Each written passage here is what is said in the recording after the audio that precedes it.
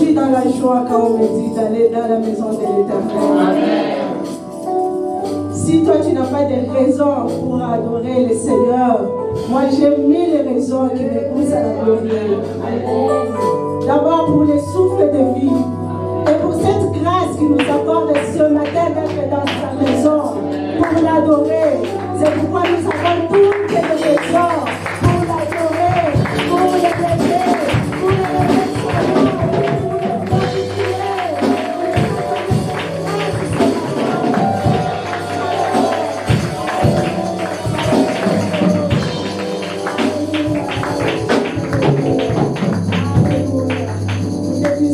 Seigneur, pour cette grâce, pour cette faveur que tu nous accordes encore ce matin, d'être dans ta maison, devant ta sainte présence, pour t'élouer, pour élever ton Saint-Nom. C'est une grâce que tu nous accordes ce matin, d'écouter ta parole.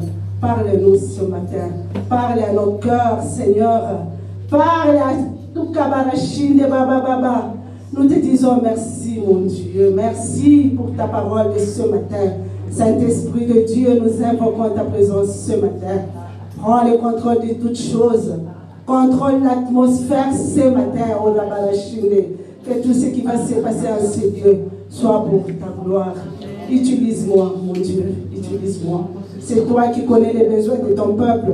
C'est toi qui connais ce qui est bon pour eux. Utilise-moi et parle au travers de moi. Au nom de Jésus-Christ de Nazareth. Amen. Alléluia. Merci les bien-aimés. Soyez bénis.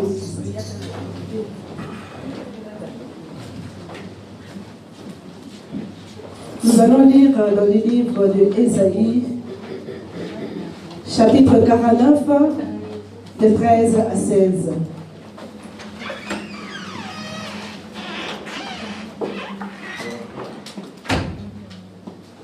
Merci, frère Jamie. J'ai lu au nom de Jésus. Je ne sais pas lire dans la Bible parce que j'ai oublié mes lunettes. Alors, si vous pouvez être projeté pour moi. Merci. Cieux, réjouissez-vous. Terre, soyez dans l'allégresse. Montagne, éclatez en cris de joie. Car l'Éternel console son peuple. Il a pitié de ses malheureux. Si on disait, l'Éternel m'abandonne, le Seigneur m'oublie. Une femme oublie-t-elle l'enfant qu'elle allait? N'a-t-elle pas pitié du fruit de ses entrailles? Quand elle oublierait, moi, je ne t'oublierai point. Voici, je t'ai gravé sur mes mains, tes murs sont toujours devant mes yeux. Le Seigneur vient te dire ce matin, une femme peut oublier son enfant qu'il allait, mais le Seigneur vient te dire ce matin qu'il ne va pas t'oublier. Et il ne t'a pas oublié, et il ne t'a pas oublié, et il ne va pas t'abandonner. Amen. Tel est le terme de ce matin. Le Seigneur vient te dire, il vient dire, maman Esther, qu'il ne t'a pas oublié. Il vient dire à maman Solence que le Seigneur ne t'a pas oublié. Il vient dire à papa Victor ce matin, à tout un chacun de nous, Israël, le Seigneur te dit qu'il ne t'a pas oublié. Amen. Il ne nous a pas oublié. C'est ça la parole de ce matin qui vient nous dire que cette parole d'aujourd'hui soit une parole d'encouragement. Une parole d'encouragement pour tout un chacun de nous. Nous allons lire aussi dans Genèse 28, 15 à 16.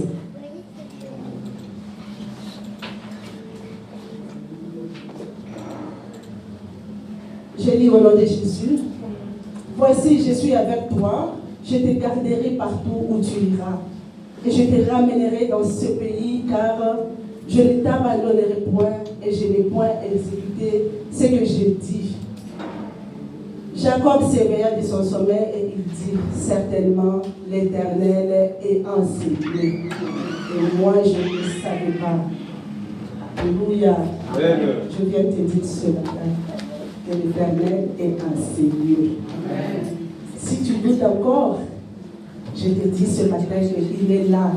Parce qu'il y a ceux qui ont expérimenté la présence du Seigneur en ces lieux. Il y a ceux qui étaient dans des problèmes et ils ont trouvé leur solution en ces lieux. Alléluia. Amen. Nous venons de le chanter tout à l'heure. Il est notre solution. Amen. Pourquoi ne pas le louer? Si toi, tu ne l'as pas encore rencontré, accroche-toi. Il est là. Et tu le verras, il est là. Parce qu'il est là, il a eu à faire, à répondre, donner des solutions aux problèmes de certains d'entre nous. Amen. Mais s'il n'a pas encore fait, il te dit ce matin qu'il ne t'a pas oublié. Il va le faire. Il le fera. Ce qu'il t'a promis, il le fera.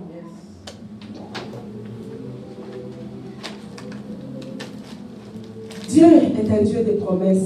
Quand nous parcourons la Bible, c'est plein de promesses de Genèse à Apocalypse.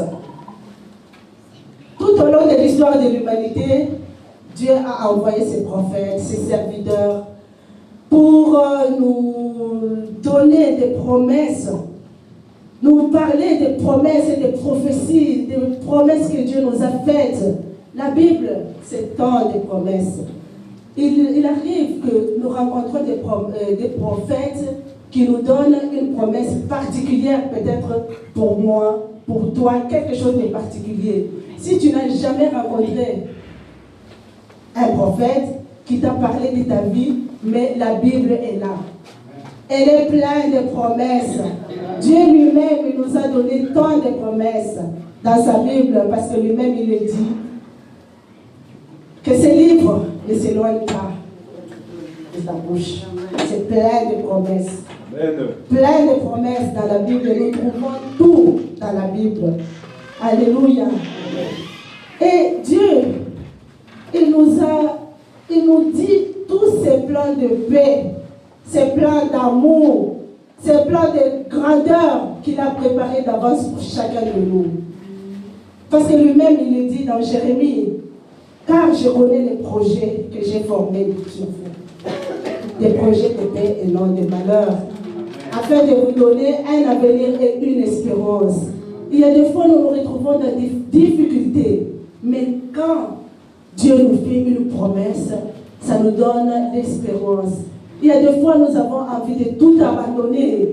On a envie de tout abandonner. Mais quand Dieu nous parle, il peut nous parler en songe, il peut nous parler par une prophétie, il peut nous parler par la prédication maintenant où je suis en train de parler devant le peuple de Dieu. Dieu, il est en train de nous parler parce qu'il nous dit qu'il ne nous a pas oubliés.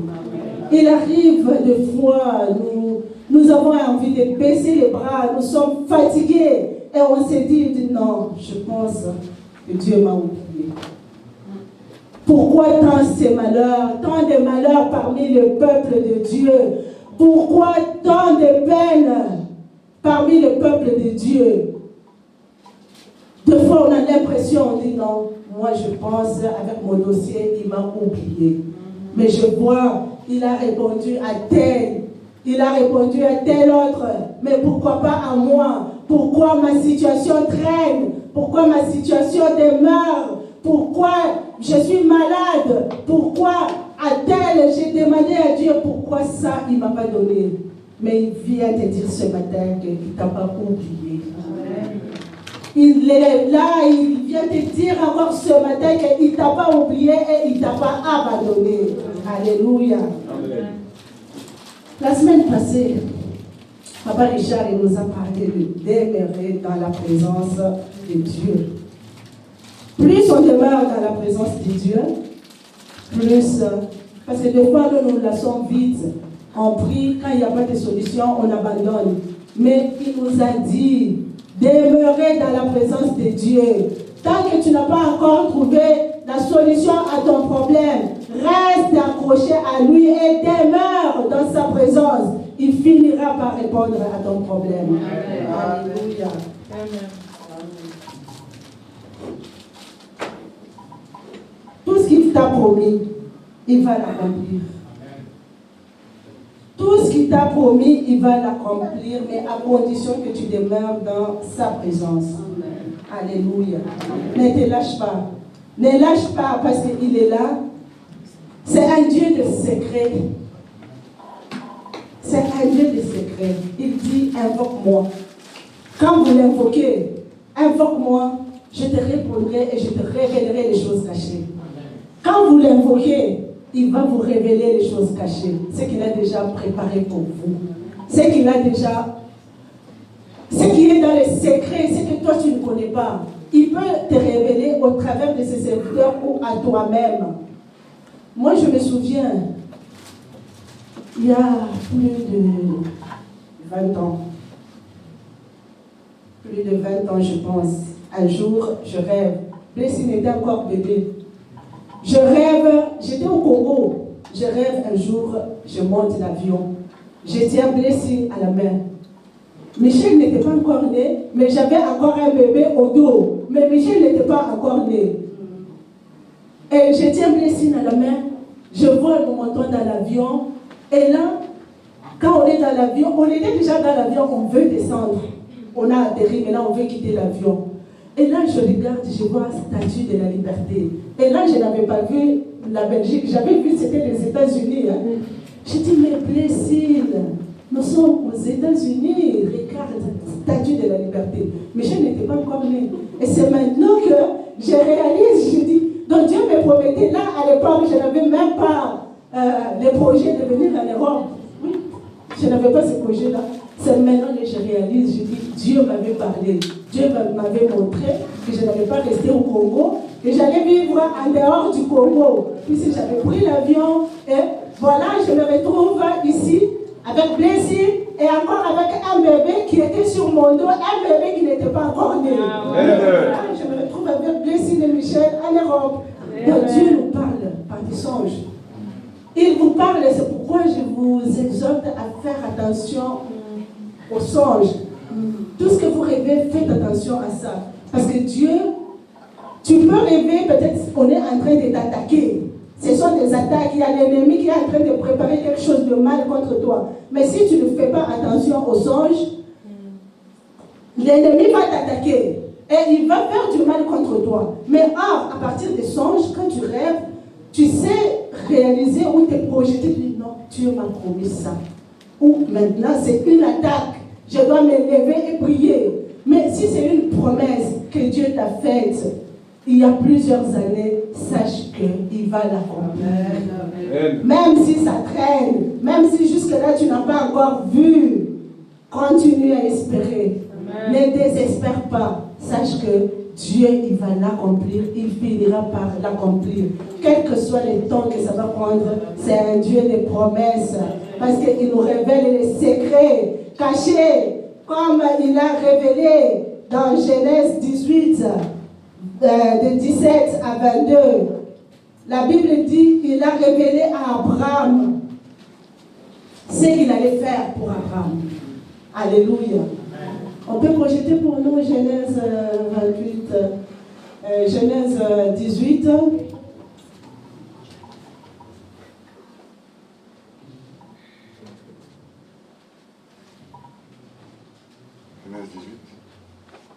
Genèse 18. Genèse 18. 17, verset 17.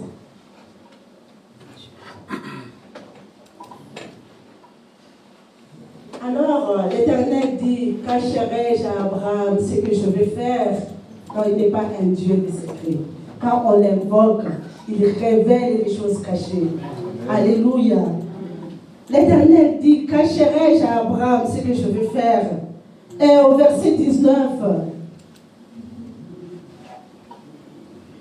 car je l'ai choisi afin qu'il ordonne à ses fils et à sa maison après lui de garder la voie de l'Éternel en pratiquant la droiture et la justice, et qu'ainsi l'Éternel accomplisse en faveur d'Abraham les promesses qu'il lui avait faites. Amen. C'est un Dieu de promesses. Nous connaissons tous l'histoire d'Abraham. Il a attendu un bébé. Il a attendu la promesse de Dieu. Dieu l'avait déjà promis. Et Dieu a fini par réaliser ce qu'il avait promis à Abraham. Et lui-même, il dit, est-ce que cacherai-je? Ce n'est pas un Dieu de secret. quand on l'invoque, quand on demeure dans sa présence, des fois nous nous lâchons vite. Quand on reste attaché à lui et on demeure dans sa présence, il finit par réaliser ce qu'il nous a promis, car il est un Dieu des promesses. Amen. Quand il promet et que ça traîne, des fois, nous nous disons non, il m'a oublié. Mais il vient te dire ce matin qu'il ne t'a pas oublié. Il va réaliser ce qu'il a promis. Ce qu'il t'a promis, il finira par le réaliser. Parce qu'il n'est pas un fils de l'homme pour se repentir ni mentir. Quand il promet, il réalise. Il accomplit ses promesses dans nos vies. Parce que c'est un Dieu fidèle. Quand il dit, il réalise. Il finit par réaliser, quels que soient les temps. Parce qu'on les voit, il a réalisé la promesse qu'il a faite à Abraham. Et il le dit lui-même, est-ce que cacherai-je? À un certain moment, plus on demeure dans sa présence, il commence à te révéler. C'est qu'il a déjà préparé pour toi. Comme il est dit, il a un projet de bonheur, un projet de paix. Il a déjà formé pour nous, pas de projet de malheur. Comme je l'ai dit au début, pourquoi tant de malheurs, pourquoi tant de peines parmi les peuples de Dieu? Mais il vient te dire ce matin qu'il ne t'a pas oublié, qu'il a un projet de paix pour toi, mais non un projet de malheur. Alléluia.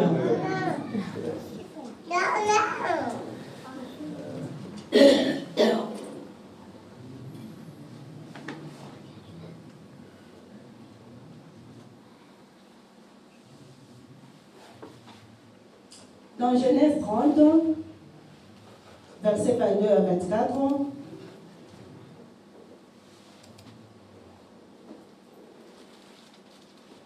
30, 22 à 24.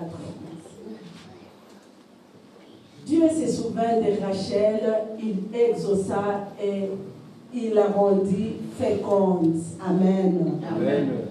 Elle devint enceinte et elle enfanta un fils. Elle dit, Dieu a enlevé mon opprobre. Dans d'autres versions, on dit, Dieu a enlevé ma honte. Alléluia. Amen. La Bible nous parle de Rachel, la maman de Joseph. Cette dame qui était mariée, elle était mariée à Jacob, mais elle n'était pas seule parce qu'elles étaient mariées à deux. Les deux sœurs, Léa et Rachel, elles étaient mariées à Jacob. Mais la Bible nous dit, Léa, elle enfantait, elle avait des enfants, mais Rachel n'avait pas d'enfants. Elle vivait dans la peine, elle avait de la peine parce qu'elle n'avait pas d'enfants. Mais au verset, dans Genèse 22,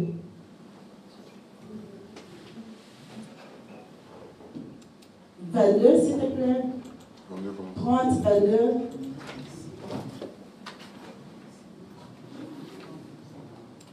La Bible nous dit, Dieu se souvint de Rachel. C'est un Dieu de souvenirs. Il ne t'a pas oublié. Il s'est souvenu de Rachel. Un jour, il se souviendra aussi de toi. Amen. Alléluia. Ne baisse pas les bras. Ne te fais pas des soucis. Parce que la Bible dit, même si tu te fais des soucis, en te faisant des soucis, tu n'ajouteras rien dans ta vie. Mais, par la foi, reste attaché à Dieu. Amen. Parce qu'il vient encore te dire ce matin, il vient encore te rappeler ce matin qu'il ne t'a pas oublié et il ne t'a pas abandonné. Il est là, il accomplira ce qu'il t'a promis. Même si particulièrement il ne t'a pas encore promis quelque chose. Mais tout un chacun de nous, Dieu a déjà promis. Même par des songes. Parce qu'il y a des fois, nous sommes distraits. Tout un chacun de nous, c'est un Dieu de promesses. Il a déjà promis à tout un chacun de nous. Peut-être que si particulièrement il ne t'a pas promis quelque chose, mais il t'a promis plein de choses dans la parole de Dieu qui est ici. Amen. Et la Bible dit, Dieu s'est souvenu de Rachel. Dieu s'est souvenu de Rachel et il a enlevé la honte de Rachel. La situation peut traîner, elle peut durer aussi longtemps qu'elle peut traîner. Mais ce que Dieu va te donner, ça sera quelque chose de spécial. Amen. Quelque chose de spécial qui va dépasser l'entendement humain. Rachel ou Léa, elle avait plusieurs enfants. Mais peut-être elle a eu 12, je ne sais pas combien d'enfants qu'elle a eu. Mais Léa, Rachel, elle a eu Joseph, un enfant spécial. Et aujourd'hui, on continue à parler de Joseph dans la Bible. Laisse que la situation traîne. Laisse que ça traîne aussi longtemps que ça prendra. Autant de temps que ça prendra. Mais sache que Dieu n'a pas oublié. Amen. Un jour, il réalisera la promesse qu'il t'a faite. Un jour, il sera là pour enlever ta honte. Et Dieu, plus que les choses traînent, et il finira par te donner quelque chose de spécial, quelque chose qui dépasse l'entendement humain. Alléluia. Amen.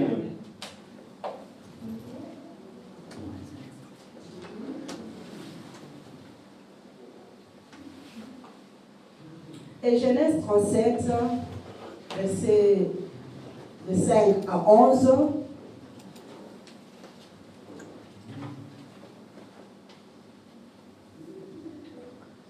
Genèse 37, de 5 à 11. Joseph eut un songe et il raconta à ses frères qu'ils les haïrent encore davantage. Alléluia. Amen. Ne pense pas que ce que Dieu est en train de faire pour toi, ça plaît à tout le monde. Ne pense pas que ce que Dieu fera pour toi plaira à tout le monde. Même ton propre frère, il peut te haïr. Hein? Puis c'est là, la Bible nous dit, Joseph, il a eu un songe et il est allé rapporter les songes à ses frères. Mais ses frères l'ont haï. Nous pouvons être à deux là. Je suis avec le bien-aimé Corneille. Je lui dis quelque chose, mais peut-être il n'est pas content de moi. Ah, mais Dieu, il a promis, il veut donner ça à ma voisine. Je ne connais pas les cœurs, c'est Dieu qui sonde le cœur et le rêve. La Bible nous dit, Papa Richard nous a dit, le cœur de l'homme est foncièrement mauvais. Parce que tu ne sais pas ce que chacun pense de toi. Alléluia. Il leur dit, écoutez donc ces songes que j'ai eus. Nous étions alliés des gerbes au milieu des champs, et voici ma gerbe s'éleva et s'étend debout, et des verges l'entourèrent et se prosternèrent devant elle. Alléluia. Ses frères lui dirent, est-ce que tu régneras sur nous? Est-ce que tu nous gouverneras? Et il les haïr encore davantage à cause de ses songes et à cause de ses paroles. Il eut encore un autre songe et il le raconta à ses frères. Il dit, j'ai eu encore un songe. Et voici le soleil et la lune et les 11 étoiles se prosternaient devant moi. Il le raconta à son père et à ses frères. Son père le réprimanda et lui dit, que signifient ces songes que tu as eus? Faut-il que nous venions, moi, ta mère, tes frères, se prosterner en terre devant toi? Ses frères eurent de l'envie contre lui, mais son père garda les souvenirs de ses songes. Amen. Amen. Son frère garda les souvenirs de ses songes. Dieu t'a parlé, comme je l'ai dit, il t'a déjà parlé en songe. Tout ce qu'il t'a dit, grave-le quelque part. Écris ça quelque part. Ou garde-le très bien dans ta mémoire. Tu dis, moi, Dieu m'avait promis telle chose. C'est un Dieu fidèle. Quel que soit les temps que ça va prendre, il finira par l'accomplir. Et là, la Bible nous dit, dans Genèse 37, Joseph n'avait que 17 ans. Et la Bible le précise. Quand vous lisez très bien la Bible, il n'avait que 17 ans quand Dieu lui a fait des promesses.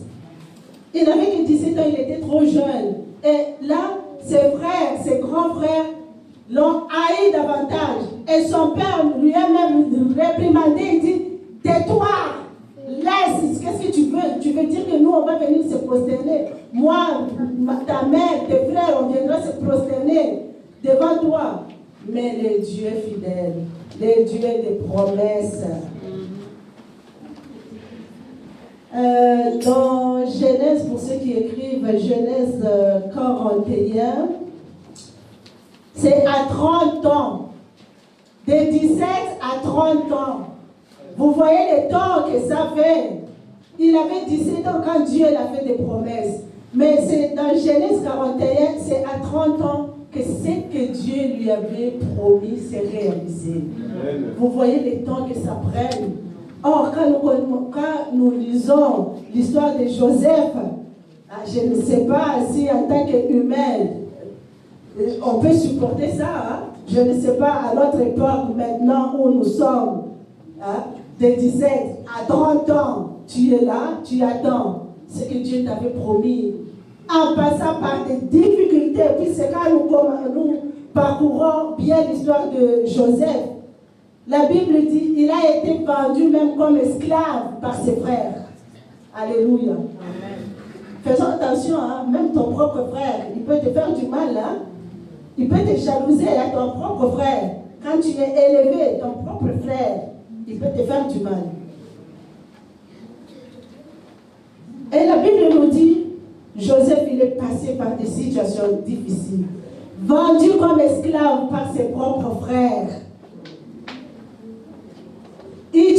Satan a utilisé la femme de Potiphar pour qu'on les mette en prison. Si nous n'allons pas entrer dans tous ces détails-là, pour qu'on les mette en prison.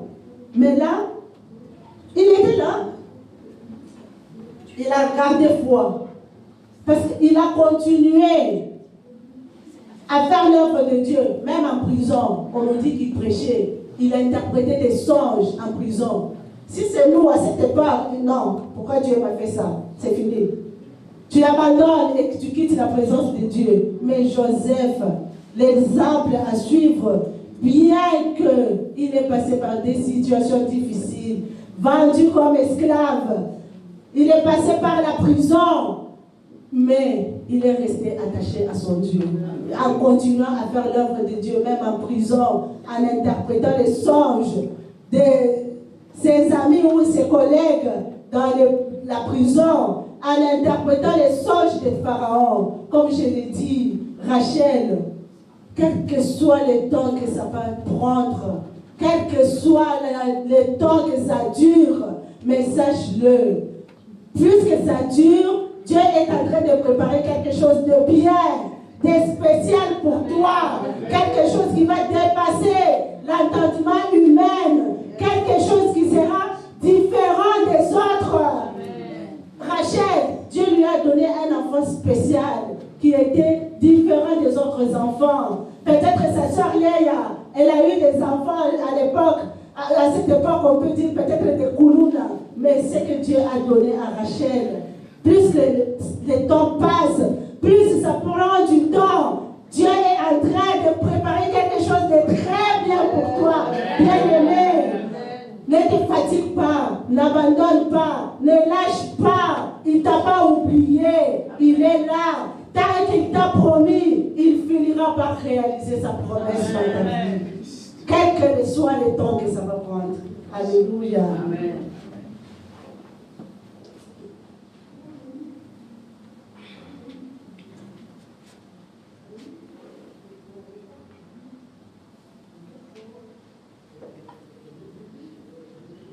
La Bible nous dit,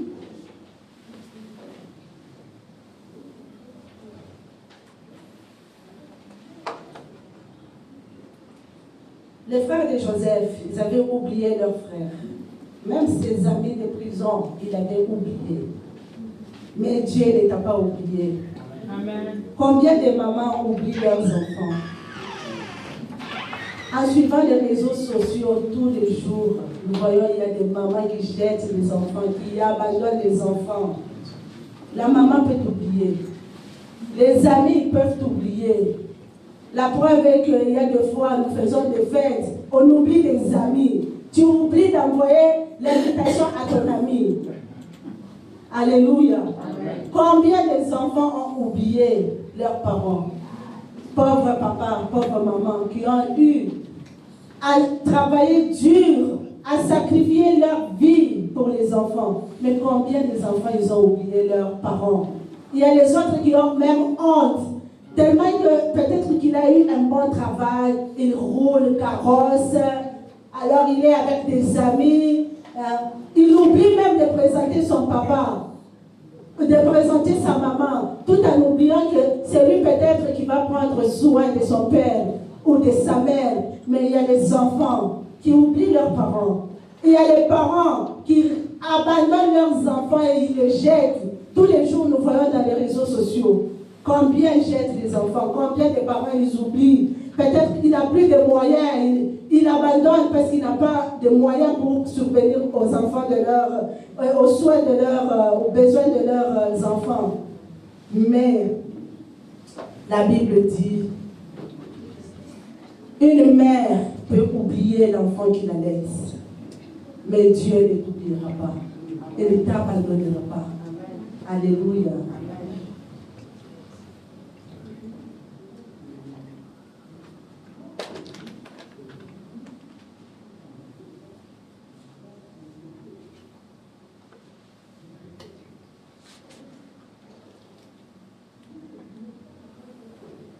Dans Jean 5, nous allons lire dans Jean 5, de 1 à 15.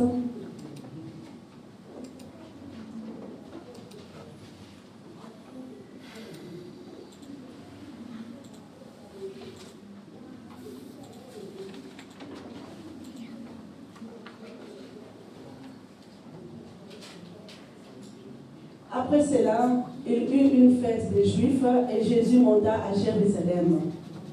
Or, à Jérusalem, près de la porte des brebis, il y avait une piscine qui s'appelle en hébreu Bethesda, qui a 5 portiques. Sous ces portiques étaient couchés un grand nombre de malades, des aveugles, des boiteux, des paralytiques qui attendaient le mouvement de l'eau. La Bible dit, au verset 3, s'il vous plaît, sous ces portiques étaient couchés un grand nombre de malades. C'est comme maintenant là. Supposons que c'est ici la piscine de Bethesda. Nous sommes là, parmi nous, il y a des malades. Parmi nous, il y a des aveugles. Même si nous avons les yeux, on est là, on a des yeux ouverts. Parmi nous, il n'y a pas un aveugle physique, mais il y a peut-être des aveugles spirituels qui ne voient pas ce que Dieu a déjà préparé pour eux. Les aveugles, nous sommes là.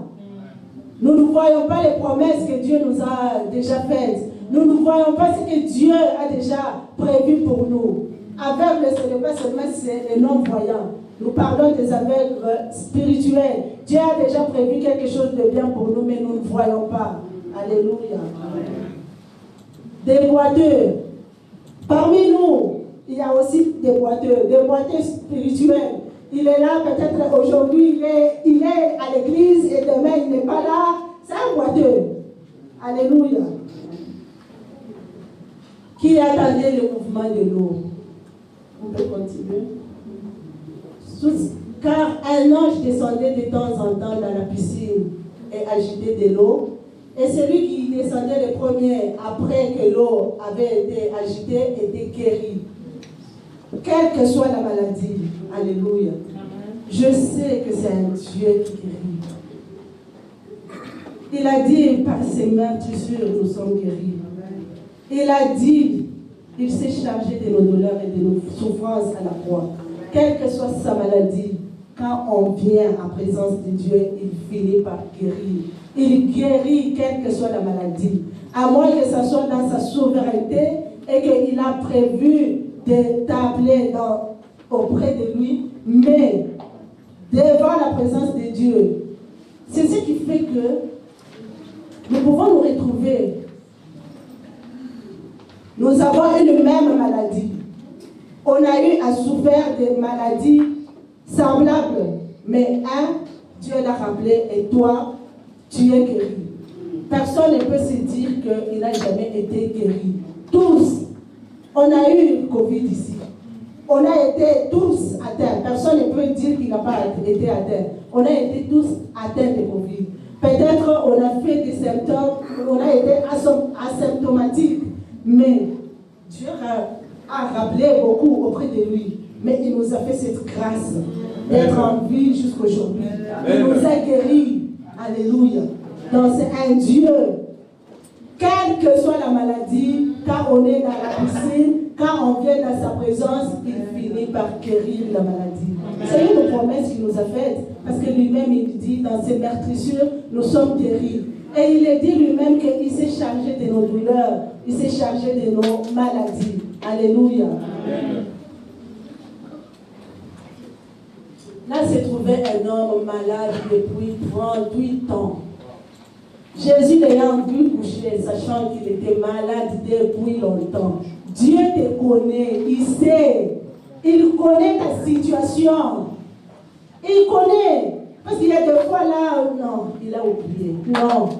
C'est un Dieu qui connaît tout, il voit tout. Il connaît ta situation. Il n'a pas oublié. Il connaît. Parce que la Bible nous dit, ce paralytique, il était là pendant 38 ans. Supposons que c'est quelqu'un qui est malade, il est à l'église 38 ans avec sa maladie. Mais il est là, il n'est pas mort. Il est là, il vient. Tous les jours, il est à l'église, il est malade, mais il vient à l'église. Avec sa maladie, il n'a pas lâché, il n'a pas oublié. Il était là, 38 ans. Vous pouvez vous imaginer. Si cet homme avait 30 ans, donc il a eu 68 ans. 38 ans, dans la souffrance, il était là, il attendait à la piscine. Et il dit au Seigneur, on peut continuer? Les malades lui répondent, Seigneur, je n'ai personne. Alléluia. 38 ans, il n'avait personne. Abandonné de tous, abandonné de ses amis, abandonné de ses frères et sœurs, comme Joseph, ses frères l'avaient abandonné et il avait vendu. C'est pareil au paralytique de Bethsaida. Il a fait 38 ans, abandonné de tous, parce que lui-même, il a dit, je n'ai personne. C'est comme maintenant où tu te sens seul.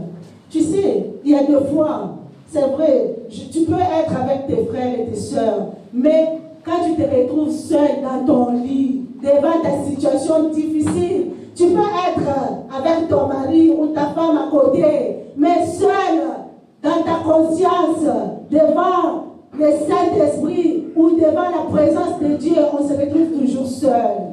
Alléluia. On se sent seul.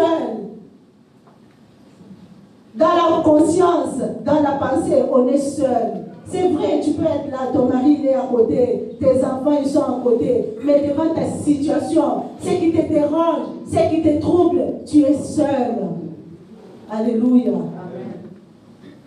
Il n'y a pas longtemps, je crois que c'est l'année passée que j'avais senti la solitude. Là où j'avais compris, j'ai dit, il y a des fois où on se retrouve seul. Quand j'étais malade, on m'amène dans la salle d'op, j'avais témoigné ici qu'on m'avait opéré. C'est alors quand je me suis retrouvée seule, le médecin ou les infirmiers viennent me prendre, ok, on va y aller. On va dans la salle d'op. Alors toute seule là, dans les lits, dans la salle d'op. C'est alors que je me suis retrouvée seule. J'ai dit, allez, donc là, je suis seule, avec des inconnus, je ne les connais pas. Donc là, je regarde en haut, je dis, Seigneur, là, je suis maintenant seule, mais je sais que je ne suis pas seule. Je suis avec toi. Amen. Alléluia. Amen. Il y a des moments où on se sent seul, comme le paralytique de Bethsaida. Il s'est senti seul parce qu'il a dit, je n'ai personne. Alléluia. Amen.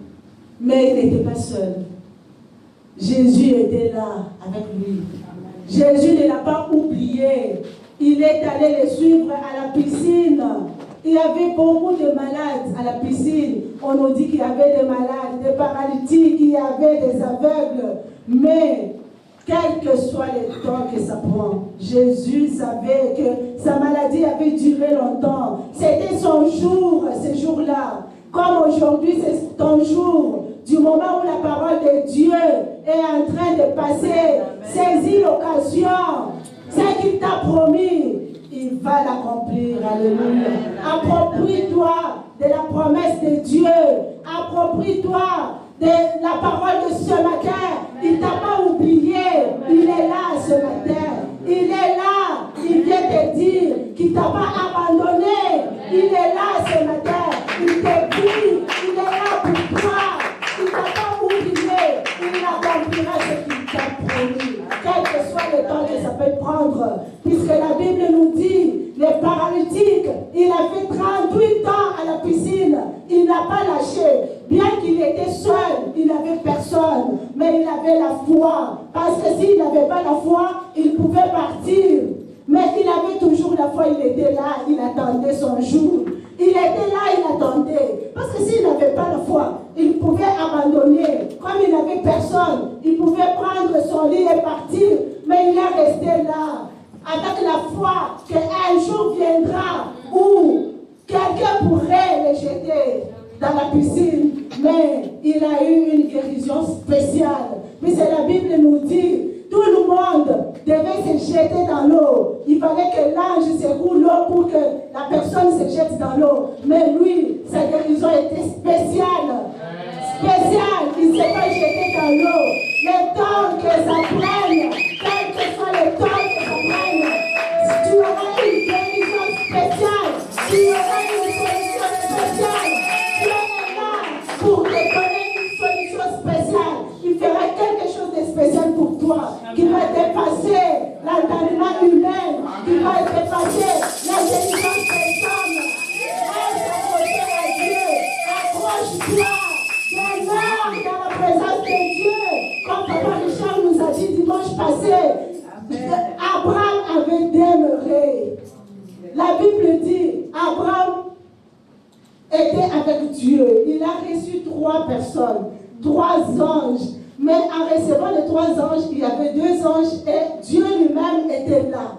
Les 2 anges sont partis, mais la Bible dit, Abraham, il est resté avec Dieu. Il commençait à parler avec Dieu. Abraham, il a eu la chance de voir Dieu et de parler avec lui. Mais nous, comment pouvons-nous parler à Dieu? C'est par la prière. Demeure dans la présence de Dieu. Quand tu demeures dans la présence de Dieu, quel que soit le temps, il finira par accomplir ce qu'il t'a promis. Alléluia. C'est un Dieu fidèle. Nombre dit, dans Nombre 23, 19, il dit, il n'est pas un fils de l'homme pour mentir. C'est qu'il t'a promis, quel que soit le temps, quelle que soit la durée, il finira par l'accomplir. Alléluia.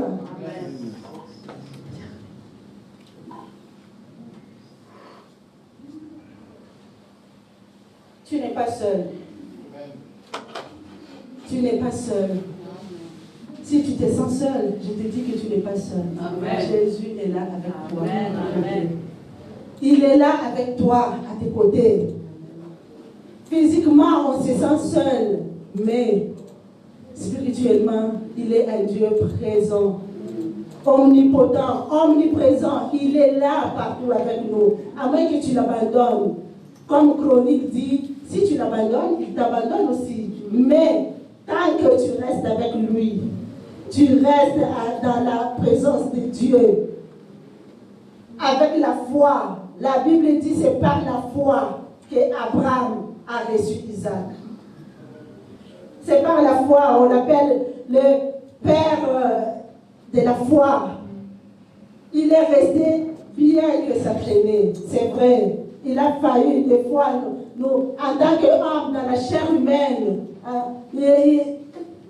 tant qu'on souffre dans la chair, il y a des moments, on baisse les bras. Parce que la Bible nous dit, Abraham, il a eu, le pauvre, ce n'était pas lui, c'est la femme qui l'avait entraîné. Il dit, non, tu vois comme ça traîne, prends ma servante pour que tu aies l'enfant. Le pauvre, il a suivi la parole de la femme. Les femmes, faisons attention, hein. Il ne faut pas entraîner les papas dans nos bêtises, dans nos... Voilà. Les mamans, faisons attention. Amen. Et maman, elle est là. Amen, amen. Amen. Alléluia.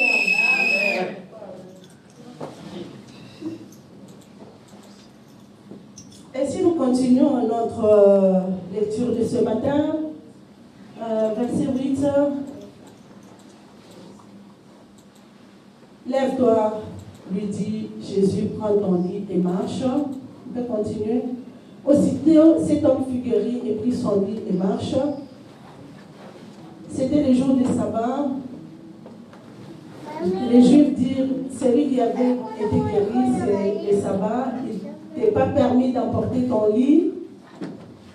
Et il leur répondit, celui qui m'a guéri m'a dit, prends ton lit et marche. On continue. Et ils lui demandèrent, qui est cet homme qui t'a dit, prends ton lit et marche?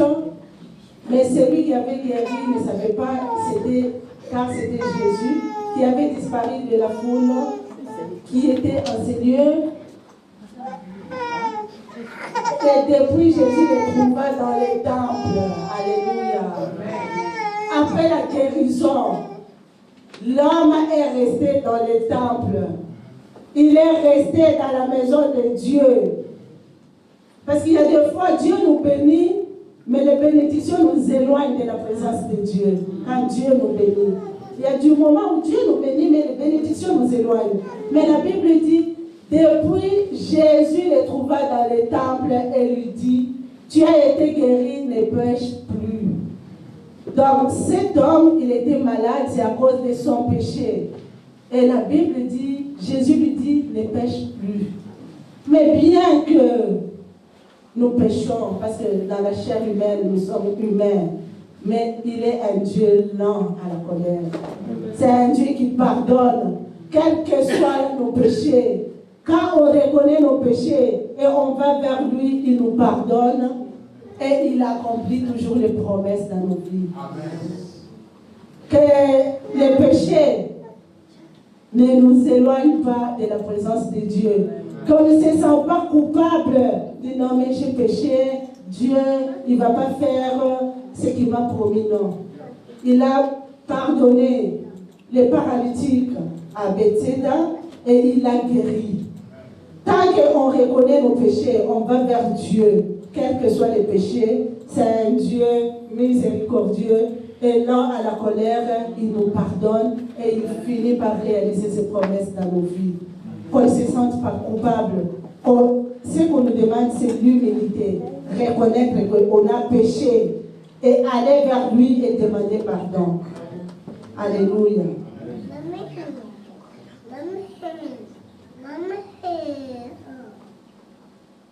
La Bible dit, Dieu se souvient de Rachel. C'est un Dieu de souvenirs. Il va se souvenir de toi. Il ne t'a pas oublié. Quel que soit le temps, il vient te dire ce matin qu'il ne t'a pas oublié. Parce que c'est un Dieu de souvenirs. Il a vu que Rachel n'avait pas d'enfant. Il s'est souvenu de lui. Il a vu, malgré le temps que ça a duré, les paralytiques de Bethséda, Dieu est allé vers lui et il l'a guéri. J'ai aimé ce matin quand ma bien-aimée chantait. Tu ne m'as pas oublié, tu m'aimes encore. Alléluia. J'ai béni Dieu et j'ai dit non. Quand on prépare la prédication, dans la prière, le Saint-Esprit est là. Il touche. Elle n'était pas avec moi quand j'ai préparé ma prédication et je la vois, elle chante. Tu ne m'as pas oublié, tu m'aimes encore. Je dis waouh, gloire à Dieu. Comme le terme de ce matin, Dieu ne t'a pas oublié. Sois béni, servante de l'Éternel.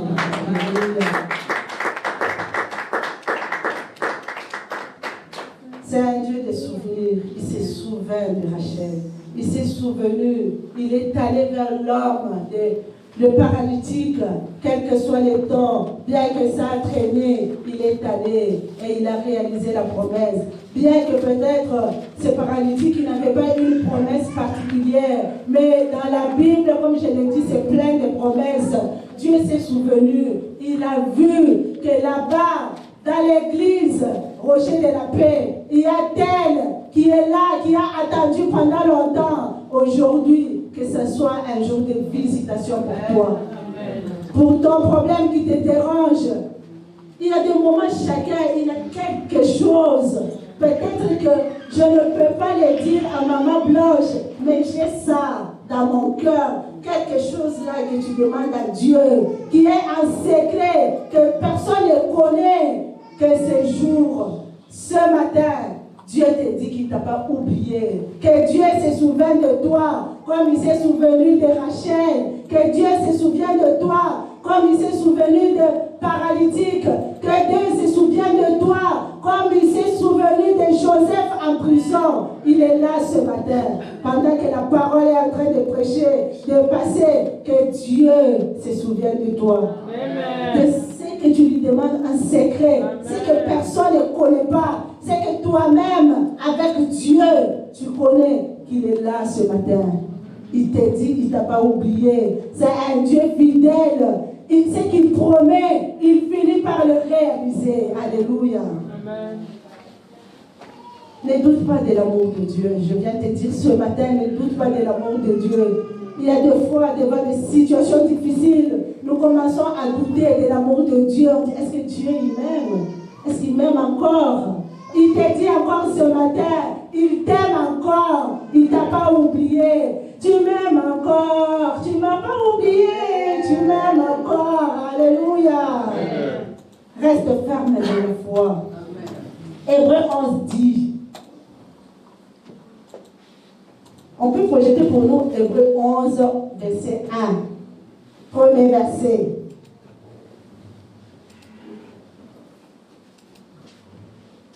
Or, la foi, une ferme assurance des choses qu'on espère, une démonstration de celles qu'on ne voit pas. Reste ferme dans la foi. Qu'est-ce que tu espères? Qu'est-ce que tu n'as pas encore vu? Bien-aimé, qu'est-ce que tu espères? Qu'est-ce que tu n'as pas encore vu? Une ferme assurance que ta foi reste ferme. Continue à avoir la foi avec assurance. Tu te dis, moi, Dieu m'avait promis ça. Quel que soit le temps, je finirai par la voir. Alléluia. Quel que soit le temps, je finirai par la voir. Alléluia. Et je viens te dire ce matin, quel que soit le temps que ça va prendre, Dieu fera de toi, au-delà des capacités humaines, au-delà de l'intelligence humaine, que ça traîne, quel que soit le temps, Dieu finira par réaliser sa promesse dans ta vie. Il va te donner quelque chose de spécial. Tu seras à la une. Quand Dieu va faire, tu seras à la une. On va demander, ah, tu connais Maman Blanche, ah, la femme de Papa Richard, ah, tu sais, ah, tu seras à la une. On va commencer à parler de toi. Alléluia. Comme je l'ai dit la fois passée, moi jusqu'aujourd'hui, il y a des gens qui posent toujours la question, mais Solange, je ne vois pas. Solange, oh, mais elle est déjà partie. Elle n'habite plus ici. Elle est déjà partie. Tu sais qu'elle est devenue maman pasteur. Tu seras à la une. C'est que Dieu va faire. C'est que Dieu va faire. Les hommes ils vont parler de toi. D'accord. Yoka Sango. Alléluia. D'accord. Yoka Lokito. Amen. Alléluia. Amen.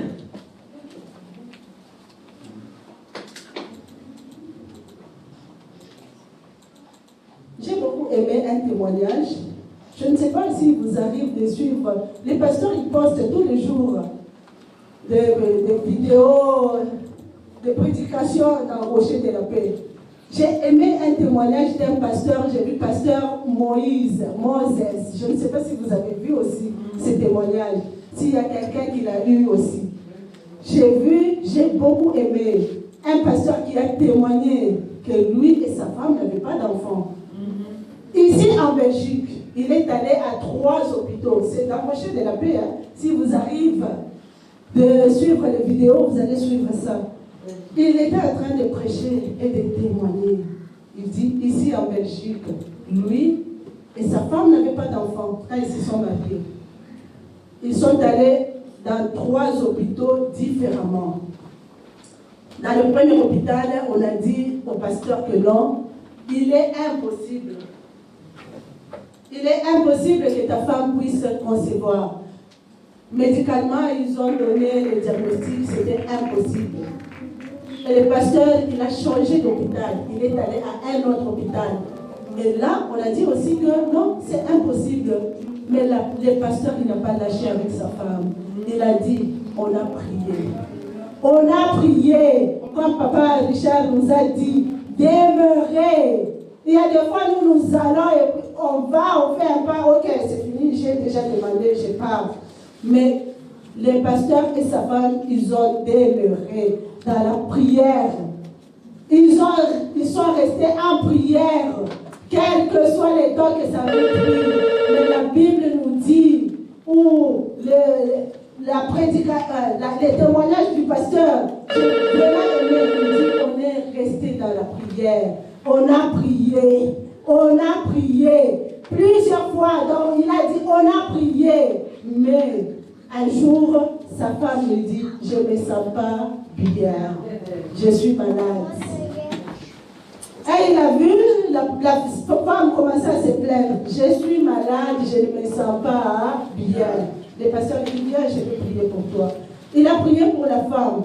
Et la femme, elle a continué. Elle dit, non, je ne me sens pas bien. Et alors, le pasteur lui dit, bon, j'ai prié, comme tu n'es pas guéri, ok, va à l'hôpital, on va te donner les médicaments. Moi, j'ai prié, mais va maintenant, les médecins, ils vont te donner les médicaments. La femme, elle est allée à l'hôpital. Il dit au médecin, non, docteur, ça fait 2 jours, je suis malade, je ne me sens pas bien. Et le médecin, il lui dit, non, mais avant de te prescrire quoi que ce soit, va d'abord, on va faire l'échographie. Non, moi, parce que la femme savait déjà, l'hôpital avait déjà diagnostiqué que c'est impossible pour la femme d'avoir des enfants. Et le médecin, il insiste, il dit, non, on va d'abord faire l'échographie. Et là, les pasteurs, vous allez voir hein, dans Rocher de la Paix, ceux qui auront l'occasion de suivre ça. Et la femme, quand on est allé à l'échographie, le pasteur, il en parle, il dit, mais on voit le médecin, eux qui avaient dit, et le même médecin, c'est lui qui avait dit que c'est impossible, il voit, là où c'était impossible, ça devient possible. Et Dieu est l'impossible.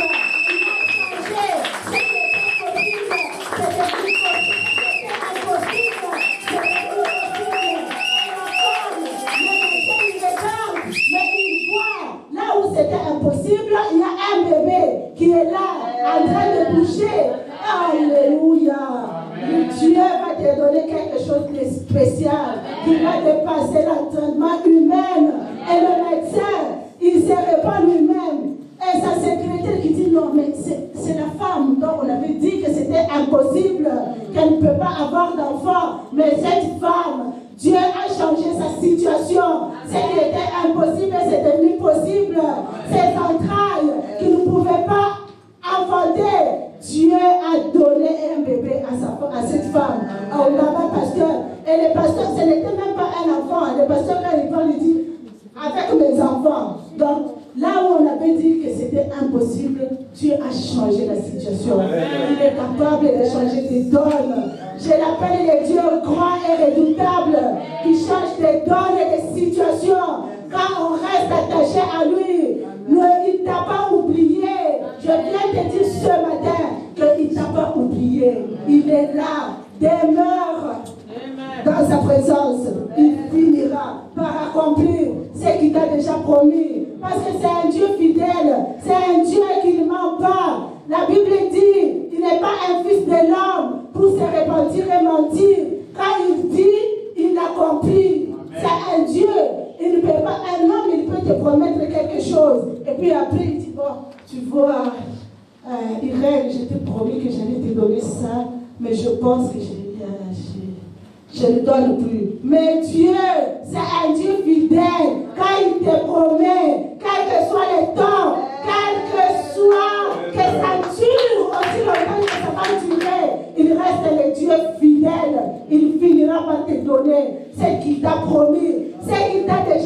promis un songe, parce qu'il a déjà promis à tout un chacun de nous quelque chose. Si on reste tranquille, on revient à nous-mêmes, Dieu nous a déjà parlé un songe. Il nous a déjà parlé peut-être par des prophéties, même par la prédication. Dieu nous a déjà parlé. Quel que soit les temps que ça va prendre, il finira par la remplir. Amen. Alléluia. Que rien ne te sépare de l'amour de Dieu. Amen. Alléluia. Nous allons conclure notre prédication de ce matin. Que rien ne te sépare de l'amour de Dieu. Amen. C'est quoi? Tribulation. Nous allons lire dans Romains 8.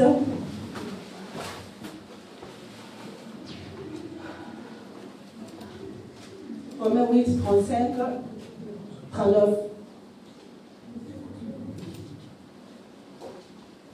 Qui nous séparera de l'amour de Dieu? Qui me séparera de l'amour de Jésus-Christ? Ni nudité, ni tribulation, ni homme, ni ange, ni domination. Rien ne me séparera de mon Sauveur. Alléluia. J'aime bien cette chanson. Qui nous séparera de l'amour du Christ? Serait-ce la tribulation ou l'angoisse? Alléluia. Il y a des fois où on est angoissé devant des situations difficiles.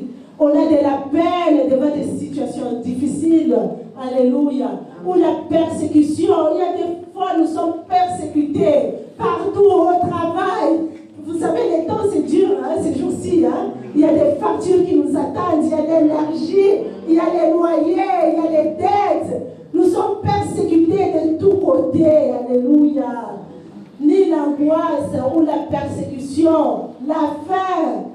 Il y a des fois, je vois, il y a des parents, j'ai vu à la télé, il y a des parents qui sont incapables de donner, ici en Belgique, de donner à manger pour les enfants, pour aller à l'école. Un parent qui vit seul avec ses enfants, il doit payer les loyers, il doit payer les factures, il est incapable de faire quelque chose à manger pour ses enfants. Mais là, c'est l'école qui s'en occupe. Alléluia. La faim ou la nudité. Nous, on est habillés.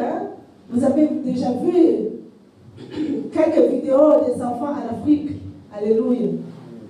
J'étais en communication avec les pasteurs. Il me dit, mais Solange, je suis dans mon village. Je vois encore, il y a des enfants qui se promènent avec un petit polo, les ventres dehors. Donc nous nous habillons, on a de quoi s'habiller. Il y a des fois où nous prenons même des habits, nous jetons. Mais il y a encore des enfants, il y a encore des parents, il y a encore des hommes qui n'ont pas des habits. Nous, peut-être, là, ça nous, on va dire à l'éditer, non, nous, on a des habits, moi j'ai des habits. Mais sache qu'il y a encore ceux qui n'ont pas des habits. Alléluia. Amen. Ou les périls, ou l'épée. De 35 à 39. Selon qu'il est écrit, c'est à cause de toi qu'on nous met à mort tous les jours, qu'on nous regarde comme des brebis destinées. Il y a ceux qui sont persécutés. Il y a des pays où on ne parle pas de Jésus. Ou si tu oses, comme on est là, assemblés ce matin pour parler de Jésus, il y a des pays où ils se cachent, peut-être c'est dans la cave pour qu'on ne les voit pas. Ils sont persécutés parce qu'ils parlent de Jésus. Mais toutes ces choses-là, la Bible nous dit que rien ne nous sépare de l'amour de Dieu. Amen. Que rien ne te sépare de l'amour de Dieu. C'est quoi? C'est la maladie. C'est la maladie qui veut te séparer de l'amour de Dieu. Tu peux être malade, mais tu es en vie. Tu es malade, mais tu te tiens debout. Parce qu'il y a les plus malades que nous qui ne peuvent même pas se tenir debout, qui sont sous oxygène, qui sont là alités. Mais nous pouvons être malades, mais nous avons cette grâce-là de nous tenir debout. Que la maladie ne t'éloigne pas de l'amour de Dieu. Ni homme, que personne ne s'éloigne pas, que personne ne t'éloigne de Dieu. Si nous sommes ici aujourd'hui, nous venons, c'est pour Dieu. Que personne, que non, bien sûr, il y a des fois, bien sûr, elle me dit, non, mais maman, t'es fatiguée, hein? Excuse-moi, mais t'es fatiguée, hein? Tu peux rester à la maison. Je dis, non, ne m'éloigne pas de l'amour de Dieu. Alléluia. Il y a des fois, bien sûr, elle me donne de mauvais conseils. Quand je dis ça, elle me dit, ah, mais maman, t'es fatiguée, hein? Tu pars à l'église, mais tu peux rester. Je dis, non, même si je suis fatiguée, je vais à l'église. Je connais ce Dieu-là. Je sais le Dieu que je sers. D'où il m'a tiré, d'où il m'a ramassé. Que personne ne t'éloigne de l'amour de Dieu, Priscilla.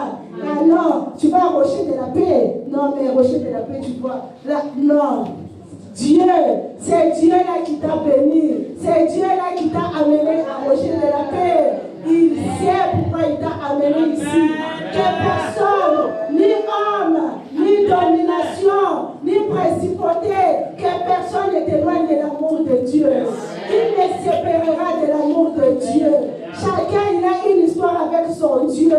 Chacun, il connaît ce que Dieu a fait de lui. Chacun, s'il est ici, il sait pourquoi Dieu l'a amené ici. Que rien ne nous sépare de l'amour de Dieu. Alléluia. Parce que c'est un Dieu fidèle. C'est un Dieu bon. Quand il promet, il réalise. Et il vient te dire encore ce matin qu'il ne t'a pas oublié. Il ne t'a pas abandonné. Tout ce qu'il a promis, il finira par le réaliser. Quel que soit le temps, quelle que soit la longueur du temps, c'est un Dieu bon. Il accomplira ses promesses dans notre vie. Alléluia. Que Dieu bénisse la parole de Dieu.